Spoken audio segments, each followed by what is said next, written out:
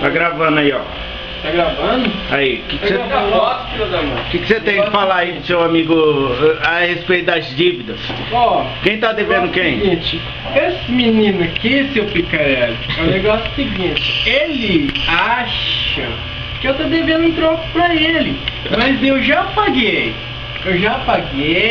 ele esqueceu e não assinou o documento. O que aconteceu? Daí pegou fogo na casa dele e aí queimou o documento que eu tinha assinado. Aí ele bebe, aí como é que ele fica, ó? Ele bebe, esquece.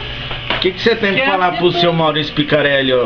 Sidney? Rapaz, vai passar perto da casa da minha mãe, que tá lá na casa dela. Aí minha mãe vai dar, depois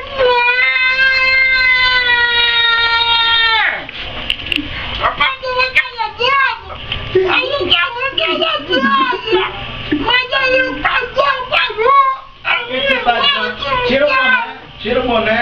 não dá pra tirar a mulher, porque passa na casa da minha mulher, ela tá na casa da minha mulher, aí ela tá na minha mulher. Que doido, seu burro.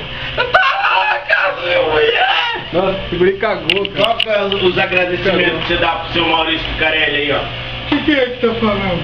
Ó, o negócio é o seguinte, fala com o seu Picarelli aqui, fala pra ele.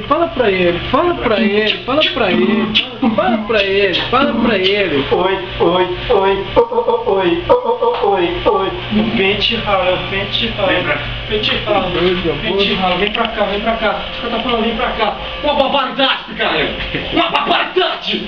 Aqui não aqui agora, cara. Vou parar que você não gosta aqui, ó. Bora, menino. Para!